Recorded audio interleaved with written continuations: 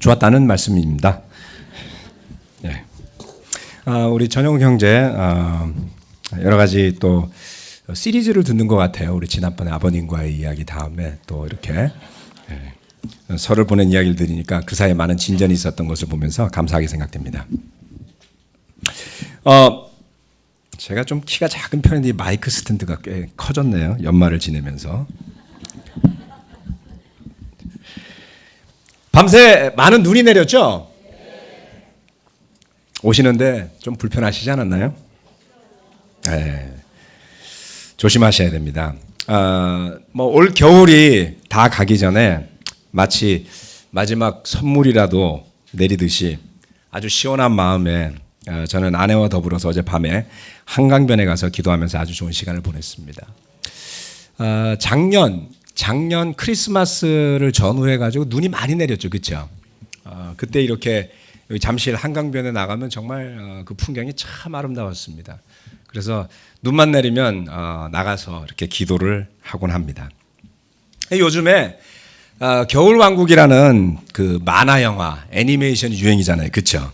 근데 그 주제곡이 Let It Go라고 합니다. Let It Be하고 비슷해요. 하여튼 그렇게 하면 히트를 하는가 봅니다. 그 Let It Go라는 게 뜻이 직역을 하면 가게 내버려둬 이런 뜻이죠. 그렇죠? Let It Be 하면 그렇게 되게 내버려둬 이런 뜻입니다. 그런데 의역을 좀 해보면 뭐 괜찮아 이 정도로 이해할 수 있을 것 같습니다. 이렇게 대충 저는 이제 막 TV에서도 나오고 인터넷에도 나와서 한번 들어봤더니 남들은 그냥 그렇게 내버려 두고 넌 네 인생을 잘 살 수 있어. 뭐 그런 내용인 듯 싶었습니다. 참 그렇게 되면 얼마나 좋을까요? 우리가 우리를 괴롭히는 일들을 내버려 두고 내 일에 잘 열중할 수 있었으면 참 좋을 것 같습니다. 그런데 세상이 우리를 그냥 내버려 두지 않죠. 그게 문제입니다. 오늘 저는 에베소 말씀에서 우리가 그처럼 주어진 삶을 Let it go 하면서 살 수 있는 그 힘을 발견하는 시간이 되었으면 합니다. 슬라이드 틀어주시죠.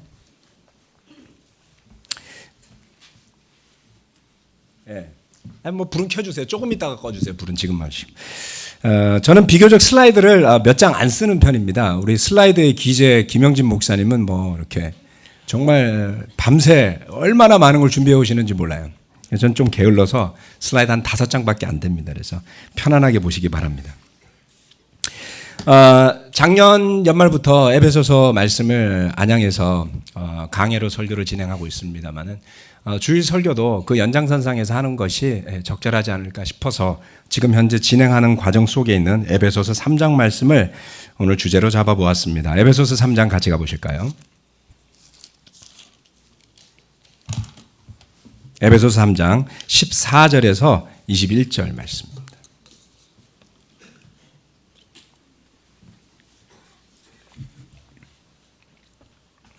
에베소서 3장 14절에서 21절 말씀 제가 읽도록 하겠습니다. 그러므로 나는 아버지께 무릎을 꿇고 빕니다. 아버지께서는 하늘과 땅에 있는 각 족속에게 이름을 붙여주신 분이십니다. 아버지께서 그분의 영광의 풍성하심을 따라 그분의 성령을 통하여 여러분의 속사람을 능력으로 강건하게 하여 주시고 믿음으로 말미암아 그리스도를 여러분의 마음속에 머물러 계시게 하여 주시기를 빕니다. 여러분이 사랑 속에 뿌리를 받고 털을 잡아서 모든 성도와 함께 여러분이 그리스도의 사랑의 너비와 길이와 높이와 깊이가 어떠한지를 깨달을 수 있게 되고 지식을 초월하는 그리스도의 사랑을 알게 되기를 빕니다. 그리하여 하나님의 온갖 충만하심으로 여러분이 충만하여지기를 바랍니다. 우리 가운데서 일하시는 능력을 따라 우리가 구하거나 생각하는 것 이상으로 더욱 넘치게 주실 수 있는 분에게 교회 안에서와 그리스도 예수 안에서 영광이 대대로 영원 무궁하도록 있기를 빕니다. 아멘. 한 절 한 절 함께 보시면서 오늘 설교 말씀을 나누겠습니다. 오늘 설교 말씀의 주제는 그리스도의 사랑과 하나님의 충만하심입니다. 바울은 14절 말씀에서 이렇게 이야기합니다. 그러므로 나는 아버지께 무릎을 꿇고 빕니다. 바울이 기도를 할 때 하나님 앞에서 그는 무릎을 꿇고 기도를 드렸습니다. 그런데 유대인들의 관례는 기도할 때 서서 하는 것이라고 합니다. 예수님이 누가복음 18장에 바리새인과 세리의 비유를 드시죠. 근데 그 바리새인도 서서 기도를 하고요. 세리도 서서 기도를 합니다. 그러고서 생각해 보니 가끔 TV에서 통곡의 벽에 서서 기도하는 유대인들이 나오지 않나요? 그 사람들 다 벽에 서서 기도하잖아요. 벽 붙잡고 무릎 꿇고 기도하는 사람 못 보셨죠? 예, 그렇습니다. 유대인들은 서서 기도를 합니다. 팔을 벌려서 기도를 하기도 하고 하늘을 우러러서 기도를 하기도 하고 때로는 가슴을 치면서 기도를 하기도 하는데 좌우지간 서서 한다는 것이죠. 그런데 예수님은 어떻게 기도를 하셨냐면 겟세마네 동산에서 무릎을 꿇고 기도를 하셨어요. 간절하게, 애절하게 무릎을 꿇고 기도하셨습니다. 오늘날 많은 기독교인들이 간절하게 기도할 때 무릎 꿇는 것을 당연하게 생각하는 것은 어쩌면 십자가를 앞에 두고 고뇌의 참 모습으로 겸손하게 기도를 올렸던 그 예수님의 모습을 따르는 것이겠죠. 바울은 그렇게 간절한 마음으로 에베소 교인들을 위해 기도했습니다. 그러면서 이렇게 이야기를 합니다. 아버지께서는 하늘과 땅에 있는 각 족속에게 이름을 붙여주신 분이십니다. 이 말씀도 참 의미가 있습니다. 누가 여러분의 이름을 붙여주었습니까? 우리 전통에는 할아버지가 이름을 지어주더라고요. 그래서 저도 우리 큰아들 수민이를 낳았을 때 동경에서 저희 아버님과 전화 통화를 했습니다. 우리 가족의 족보에 돌림이 들어가잖아요. 그렇죠? 그래서 그 돌림을 정하고 그게 숫자입니다. 숫자. 그리고 나머지 한자를 정해서 이름을 지었습니다. 남의 아들 이름을 제가 짓지 않습니다. 남이 제 아들의 이름을 짓게 내버려 두지도 않습니다. 그렇죠? 그래서 처음엔 굉장히 어색했는데 그 이름이 이제 우리 아들 이름이 됐어요. 그래서 그 이름을 부르면 제 아들을 떠올리게 되고 이렇게 되는 소중한 관계인 것이죠. 하나님께서 이 성경 말씀에 하늘은 천사들을 이야기할 겁니다. 그리고 이 땅의 각 족속에게 이름을 붙여주셨다라는 것은 그들이 바로 하나님의 백성이요 아들들임을 의미하는 것입니다. 그래서 여기에 이야기하는 족속이라고 표현하는 것은 어찌 보면 각각의 다른 민족들이 하나님을 믿게 된 것을 보고 그리스도를 통하여 가진 믿음을 가진 것을 보고 바울이 기도하면서 붙였던 것입니다. 그런 하나님이 이름을 붙여준 소중한 사람들, 그게 바로 저와 여러분들 아니겠습니까? 이 세상에서 우리 이름은 할아버지하고 아버지하고 상의해서 지어주셨는데 우리가 그리스도인으로 거듭났을 때 우리 이름은 하나님이 붙여주셨답니다. 그 16절에 이어서 이렇게 기도를 합니다. 아버지께서 그분의 영광의 풍성하심을 따라 그분의 성령을 통하여 여러분의 속 사람을 능력으로 강건하게 하여 주시고. 자, 이제 본격적인 이야기가 나오기 시작을 해요. 기도를 하는데 여기에서 이야기를 합니다. 하나님께서 그분의 영광의 풍성하심을 따라 속 사람을 하나님의 영광의 풍성하심을 따라 그분의 성령을 통해 여러분의 속 사람을 능력으로 강건하게 하여 주시고 라고 이야기를 합니다. 성경 말씀에서 보면요, 포인트를 이야기할 때 이렇게 세 가지로 나오는 경우가 참 많습니다. 그래서 저는 같이 있는 형제 자매들에게 종종 밑줄을 긋게 하고 그 밑줄에다가 번호를 붙이면 이해가 좀 쉽다고 표현을 하곤 합니다. 연필 있으시면 한번 밑줄을 그어보십시오. 그리고 빨간색 있으면 빨간색 펜으로 번호를 붙여주시는 거예요. 뭐라고요? 영광의 풍성하심을 따라 그분의 성령을 통하여 마지막 세 번째, 여러분의 속 사람을 능력으로 강건하게 하여 주신다고 이야기를 하고 있습니다. 여러분, 하나님의 영광은요 도대체 얼마나 풍성하신 것일까요? 최근에 유럽 우주기관이라고 말하는 ESA입니다. 예. 유럽 우주기관에서는 은하수를 촬영하기 위해서 10억 화소의 카메라를 만들었다고 합니다. 10억 화소 카메라. 굉장히 빨리. 이제 앞에 불 좀 꺼주세요. 그 뒤에도 꺼주시고. 예. 하나 더 꺼주셔야지. 거기서 꺼. 아닌가? 네, 됐습니다. 여기 뒤에 보면 이게 미국에서 만든 10억 화소의 카메라입니다. 그래서 이것을 ESA에서 지구 상공 150만 킬로미터, 무지하게 높아요, 그렇죠? 150만 킬로미터에다가 쏘아 올렸습니다. 그래서 이것이 앞으로 약 5년간에 걸쳐서 사진을 찍는데요. 10억 화소 카메라가 사진을 찍는데 우리가 흔히 이야기하는 은하수, 우리 은하계의 은하수의 별의 약 1%를 찍는다고 합니다. 그런데 그 은하수의 별이 몇 개가 있냐면 1000억 개가 있어요. 1000억 개요.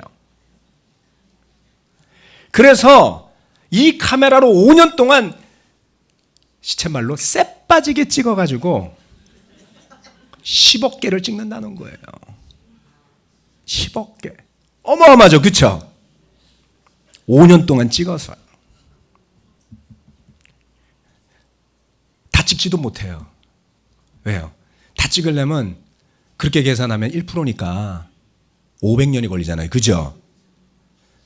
그냥 은하수 사진 하나 찍는데 10억 화소 카메라로 찍으려니까 500년이 걸리더라. 그래서 테스트샷을 찍어서 보냈습니다. 10억 화소 카메라로 찍은 사진인데 사진 퀄리티가 떨어져서 그렇게 안 나올 거예요.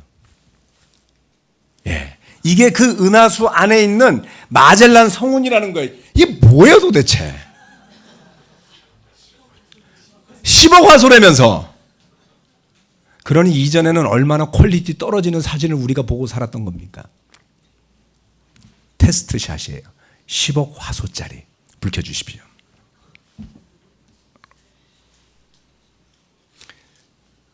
이걸 다 찍는데 500년이 걸린다는 것은 차지하고서라도 이 땅 위에 인간이 생겨난 이래로 이 사진 한 장 찍는 데까지 걸린 시간은 또 얼마입니까? 인류 학자들에 따르면 최소한 수십만 년이 흘렀어요. 그죠? 네. 굳이 진화론을 따지지 않더라도 좌우지간 우리 인생 100년도 안 되는 인생과 비교될 수 없을 만큼 무지무지한 시간이 흘러서 이제 겨우 그 은하의 1% 찍으려고 망원경 하나 올렸다 이 말씀이죠. 그런데 이 은하는 우리가 속한 은하계인데요. 그렇죠? 이게 도대체 우주에는 몇 개가 있는지도 다 몰라요. 아마도 은하가 은하수 안에 있는 별보다 더 많을지도 모릅니다. 과학자들 그럼 저는 그래서 존경합니다. 열심히 그거 계산하시느라고 힘드실 것 같아요. 우리는 그래서 뭘 배웁니까? 하나님의 능력을, 하나님의 영광을. 저는 가끔 이 별 사진이 나오면 열심히 봐요. 왜요? 행여나 그 가운데 천국이 보일까 봐.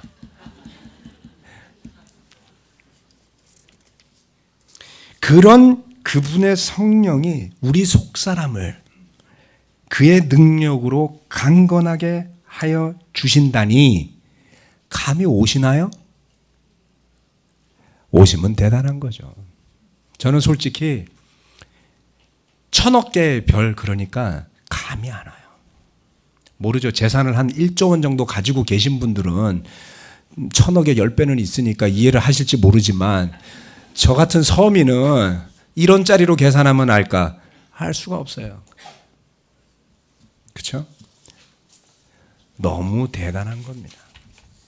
즉 하나님의 역사하시는 그 능력은 우리의 상상을 지나치게 초월하는 것이다 보니 우리가 무관심하거나 아니면 우리가 잊어버리거나 심지어는 아주 진부하게 생각할 때가 있다는 것이죠. 그러나 잠시라도 그 1%에 해당하는 은하수의 별들의 1%에 해당하는 10억 개의 별들을 떠올려 보시기 바랍니다. 우리의 속사람이요. 문제만은 바로 저와 여러분의 그 속사람이요.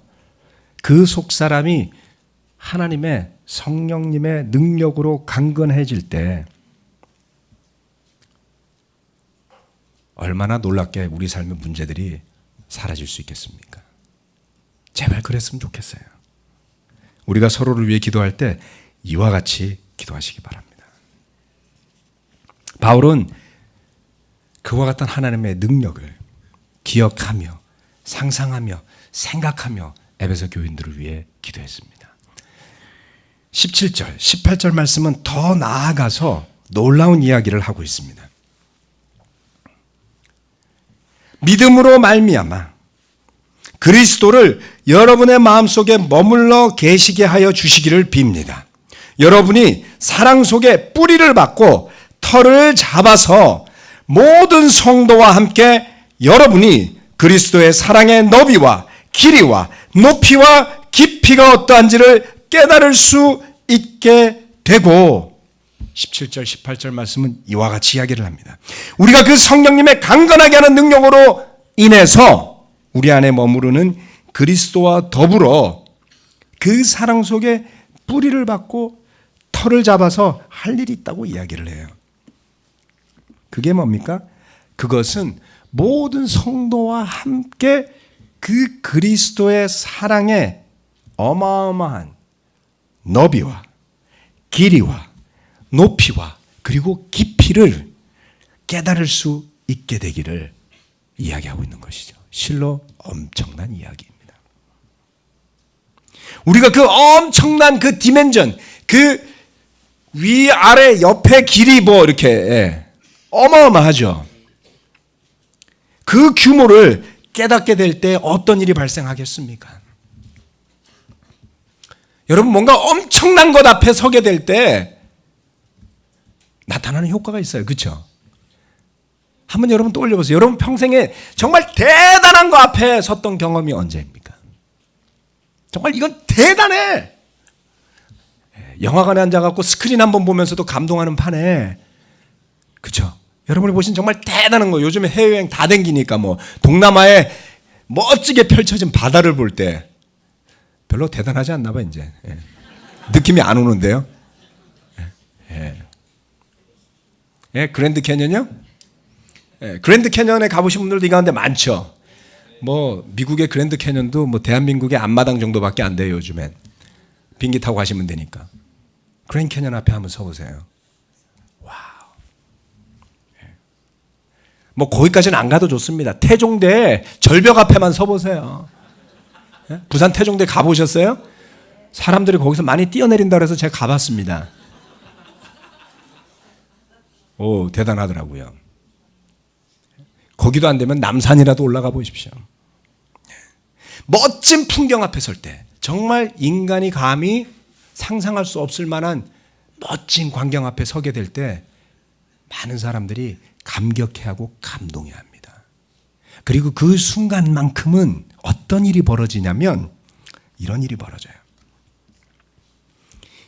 내가 문제라고 생각했던 것들이 갑자기 작아 보여요. 그 대단함 앞에 모든 것이 녹아내리는 것이죠. 엄청난 그리스도의 사랑의 규모를 마주대하면 세상이 변합니다. 누구의 세상이에요? 저와 여러분의 세상이죠. 여러분 기억해 보십시오. 우리 모두가 십자가를 대면하고 그리스도 예수님의 사랑 앞에 섰던 그 순간에 세례받기 전이에요. 한번 기억해 보십시오. 어떻게 보면 열심히 꽁꽁 숨겨왔던 수치스럽게 여기는 죄들이 그야말로 아무것도 아닌 것처럼 여겨지지 않던가요? 그걸 회개한다는 것이 불편한 진실이 아니고 너무 기쁜 생명으로의 변화의 계기가 되지 않았습니까? 우리는 속성상 남들에게 드러내기 싫은 부끄러운 것들을 절대 말하지 않습니다. 심지어는 기도할 때도요, 그 죄를 표현하면서 죄를 지었다고 표현하기도 싫어해요. 그냥 저는 죄인입니다. 이런 소리만 늘어놓죠.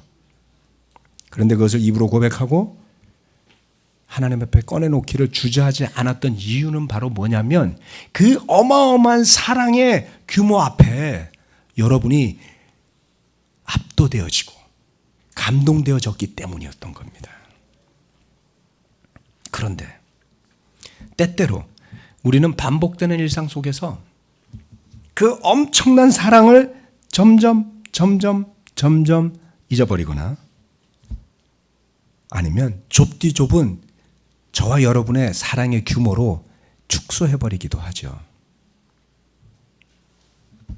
기독교가 타락하고 땅에 떨어지고 그 원래의 생명을 잃어버리는 것은 그리스도가 변질되었기 때문도 이 성경이 변질되었기 때문도 아닌 그 전권대사로 임명받은 우리가 자신의 이익만을 탐하는 탐관 오리로 전락해서 그러는 겁니다. 열심히 섬기라고 그리스도를 알리라고 세워놓은 우리가 마치 조선시대에 백성을 위해 섬기도록 세워진 국가의 공무원들이 백성을 탄압하고 피를 빨아먹는 탐관 오리가 되었듯이 우리 또한 그 어마어마함을 잊어버릴 때 그와 같은 일들이 벌어지는 것이죠. 결국 바울은 무엇을 위해 기도했던 것일까요? 그 발달한 에베소라는 도시의 제자들이 어떻게 되기를 원했던 것일까요? 그 사랑을 깨닫고 그 사랑의 뿌리를 내리고 털을 잡으라는 거였습니다. 뿌리 박아서 털을 잡으라고요. 가지 말라고요. 흔들리지 말라고요. 뿌리 뽑히지 말라고요. 그렇게 되기를 기도했던 것이죠. 그래서 19절 20절 말씀에 이와 같이 부탁을 합니다. 19절 함께 보시겠습니다.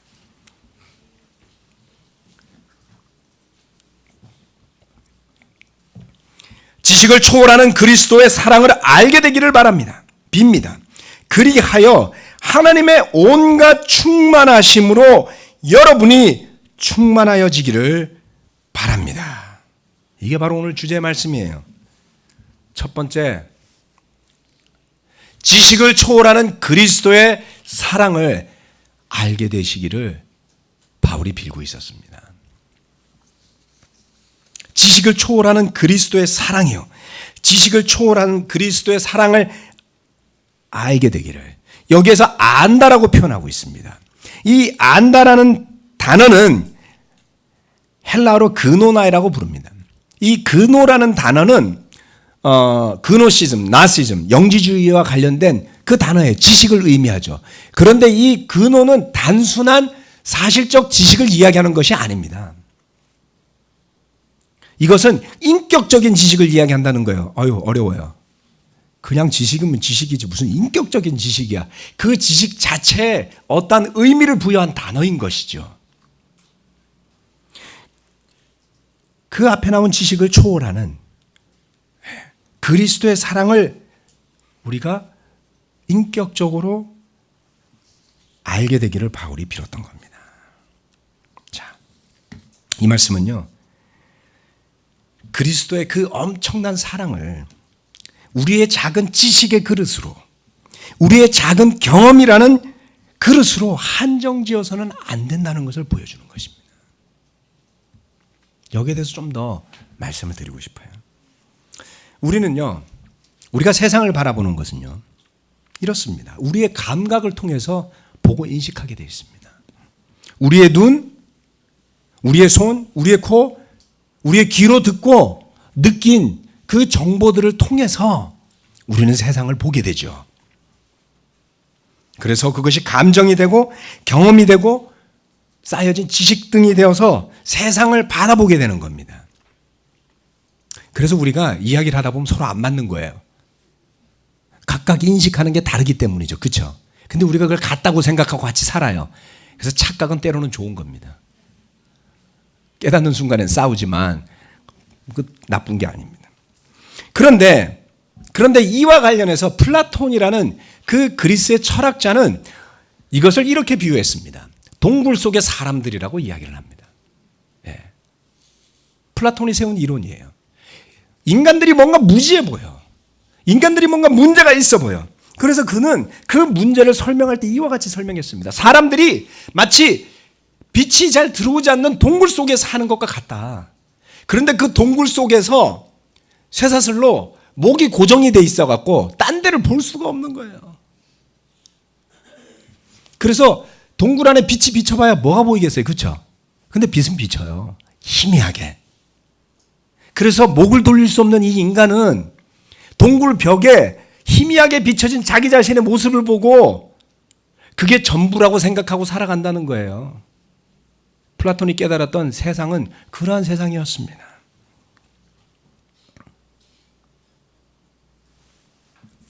그는 동굴 밖에 넓디 넓은 아름다운 풍요로운 생명에 가득 찬 세상을 알지 못한다는 거죠.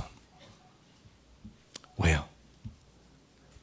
거기에서 벗어나 본 적도 그것 이외에 다른 세상을 본 적이 없기 때문에 누가 와서 말해줘도 알지 못한다는 겁니다. 우리의 눈, 우리의 감정, 우리의 경험, 우리의 지식은요, 그 조그마한 동굴을 벗어난 넓디 넓은 그리스도의 사랑에 비한다면 동굴 벽에 비친 그림자에 불과한 것입니다. 이걸 제 능력으로 깨달았나요? 아니요. 이 성경 말씀을 통해서. 그리고 같이 동굴 속에 살면서도 그런 세상이 있다고 말해준 그 누군가를 통해서. 그런데 그 같이 묶여있는 다른 동굴 속의 사람들과 다르게 조금 더 희생적이었던 그 사랑으로 대단히 다르다고 표현하고 싶진 않습니다. 저나 여러분이나 이 밖에 있는 사람이나 다 똑같아요. 그런데 하나가 좀 달라요. 왜요? 뭐가 다르냐면 그 동굴 밖의 세상, 그리스도의 사랑이라는 어마어마한 것을 요만큼이라도 경험했기 때문에 뭔가가 조금 다른 거, 그걸로 우리는 감동을 받았던 겁니다.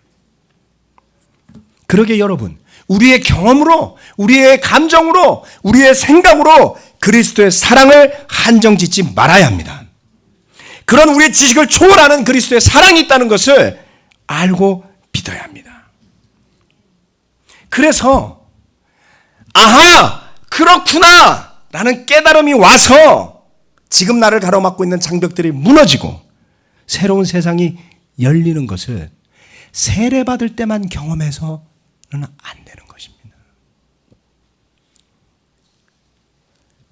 그리스도의 사랑이요, 지식을 초월하는 그리스도의 사랑을 머리로서가 아니라 우리의 모든 인격으로, 삶으로 체험해서 알게 될 때 저와 여러분에게 어떤 변화가 일어나겠습니까? 그 다음은 이렇게 이야기해요. 그리하여 하나님의 온갖 충만하심으로 여러분이 충만하여 지기를 바랍니다. 이제는 한 발 더 나갔어요. 이 바울이 정말 대담하지 않나요? 이제 그리스도의 사랑 이야기를 막 하다가 이제 하나님한테까지 갔어요. 뭐 거기서 거기지만 좌우지간 대빵이 하나님이시니까. 하나님의 온갖 충만하심으로. 와, 엄청난 기도입니다. 이제는 그리스도의 그 디멘전을 알 수 없는 높이와 깊이와 넓이와 길이가 어딘지도 모르는 사랑에서 시작해서 이제는 상상할 수 없는 경지인 하나님의 충만하심 이라는 경지가 존재한다는 것을 알 수 있습니다. 히브리서 6장 1절 말씀은 이렇게 이야기해요. 이 두 번째 포인트인데요. 하나님의 온갖 충만하심으로 충만하여 지시기를 기도하고 있습니다. 바울이 기도를 했어요. 그리고 그 말씀이 오늘 우리에게 전달이 되고 있습니다. 저와 여러분이 하나님의 충만하심으로 충만하여 지시기를. 그런데 이 말씀을 보면서 저는 한 가지를 생각해 놨습니다. 에베소 교인들이 그만큼 그 충만함에 다가서지 못하고 있었던 것이지요. 우리처럼. 그렇죠? 이 하나님의 충만하심을 생각할 때 어떻습니까? 한참 모자라요. 자, 그래서 히브리서 6장 말씀에 이와 같이 이야기를 하고 있습니다. 네. 어디 갔어? 제가 삭제했나 봐요. 잊어버립시다. 히브리서 6장 1절 말씀에 이와 같이 기록하고 있습니다. 자, 가서 보죠. 히브리서 6장 1절 말씀에 그러므로 우리는 그리스도교의 초보적 교리를 제쳐놓고서 성숙한 경지로 나아갑시다. 아멘. 그리스도인의 삶은 모노톤, 단색이 아니라는 거예요. 스펙트럼이 존재한다는 것이죠. 마치 내가 경험한 것이 전부인 것처럼 착각해서는 안 되는 것입니다. 저와 여러분은 사도 바울이 이야기하는 이 경지의 계단에 어디에 지금 다리를 걸치고 있는지 잘 알 수가 없어요. 그리스도교의 초보적 교리를 제쳐놓고 성숙한 경지로 나아가자고요? 그렇습니다. 어디에까지? 하나님의 충만하심에 이르기까지. 저는 지난 20여 년간 목회를 하면서 이런 순간도 있었어요. 뭔가 이룬 것 같은 순간도 있었습니다. 와, 그런 느낌을 가진 적도 있습니다. 또 하나님의 뜻을 다 이루자. 뭘 한번 미친 듯이 하니까 저는 그것만을 위해서 열심히 살았어요. 후회는 없는데요. 아쉬움은 남아요. 후회하고 아쉬움 조금 뉘앙스가 다르잖아요. 그렇죠? 아쉬움은 번역하기가 상당히 어렵습니다. 후회는 쉽지만 후회는 없는데 아쉬움은 남아요. 왜요? 이런 것입니다. 아직 너무 많이 비어 있다는 거예요. 제가요. 여러분 한번 생각해 보세요. 이 세상에 수많은 사람들이 고통받는 것은 저와 여러분을 포함해서 무엇 때문인 거죠? 다양한 이유가 존재합니다. 건강하지 않아서요? 네. 덜 배워서요? 네. 덜 가져서요? 인정을 덜 받기 때문인가요? 사랑을 덜 받기 때문에 뭐가 됐건 간에 다 비슷해요. 부족하기 때문이에요. 그렇죠? 내가 기대했던 것만큼 채워지지 않았기 때문이죠. 요즘 모자라지 않는다면서요. SK텔레콤 쓰시면. 덜 떨어졌다면서요. 안 떨어졌다는 소리예요, 그거. 저 그 광고 한동안 봤어요. 뭔 소리지? 모자라지 않으면 그렇게 웃을 수 있을지 모르겠어요. 근데 우린 뭔가 모자라요. 채워지지 않은 빈 공간이 존재합니다. 그래서 우리는 끊임없이 그것을 채우고자 애쓰는 것이죠. 무엇으로 그걸 채우려고 듭니까? 거기에서 문제가 발생합니다. 뭘로 채우시죠? 바울은 우리 삶에 비어있는 그 빈 공간을 하나님의 충만하심으로 채우라고 이야기하고 있습니다. 하나님의 충만하심으로. 뭔지 모르겠어요, 다. 쬐끔은 알겠어요. 왜요? 한때 충만하다고 느낀 체험들을 했기 때문이죠. 그렇죠? 그때 왜 충만했었죠? 잘 생각해 보세요. 여러분 스스로. 저한테는 답변하시지 않아도 여러분 스스로에게 질문하라는 뜻입니다. 그때 왜 여러분의 삶은 충만했었습니까? 지금 비어있다면 그 빈 공간은 도대체 무엇입니까? 그리고 지금 무엇으로 그 빈 공간을 채우고자 하고 계십니까? 바울은 바로 이 빈 곳이 하나님의 온갖 충만하심으로 가득 차야 하는 것임을 역설했던 것이죠. 그렇다면 약속이 있는 겁니다. 어떤 약속이요? 20절 말씀. 우리 가운데서 일하시는 능력을 따라 우리가 구하거나 우리가 생각하는 것 이상으로 더욱 넘치게 주실 수 있는 분에게 라고 이야기를 하고 있습니다. 어떻습니까? 저와 여러분이 구하거나 생각하는 것 이상으로 넘치게 채워줄 수 있다 그랬어요. 착각하지 맙시다. 그게 뭔지 저도 모르고 여러분도 아직 몰라요. 근데 채워진 다음에 알아요. 이게 채워진 거구나. 안다는 것이죠. 이 세상에 고통이 많습니다. 그 이유 중에 하나는 바로 이런 생각 때문입니다. 흔히들 이야기하는 제로섬 게임이라는 게 있어요. 그 제로섬 게임이라는 것은 어떤 것을 이야기하냐면 세상에 자원이 유한하다는 거예요. 가진 게 유한한데 누군가가 하나를 가지면 누군가는 하나를 빼앗긴다는 거예요. 즉 승자가 있으면 패자가 있다는 것이 바로 이 제로섬 게임의 이론입니다.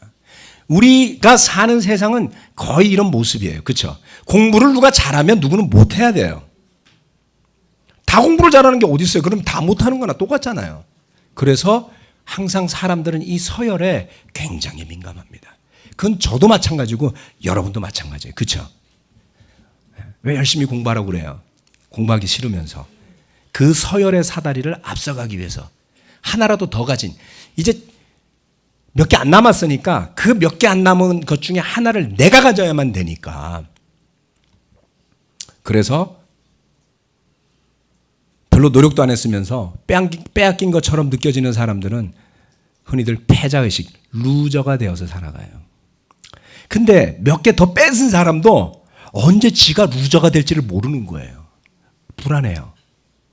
그렇죠? 나이가 들어도 루저가 되는 기분이잖아요. 인생에 대한 루저가 되는 것 같고. 그런데 복음이 뭔지 아세요? 복음은요, 제로섬 게임이 아니더라는 거예요. 누가 믿었어? 한 명이 구원받으면 한 명이 지옥 가는 게 아니라 이 말이에요. 그거 다 알고 있잖아요?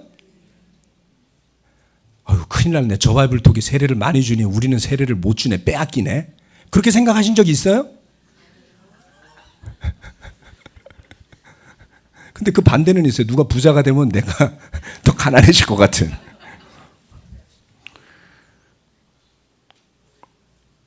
바울이 뭐라 그랬냐면요, 하나님의 온갖 충만하심에 여러분도 충만해 주십시오.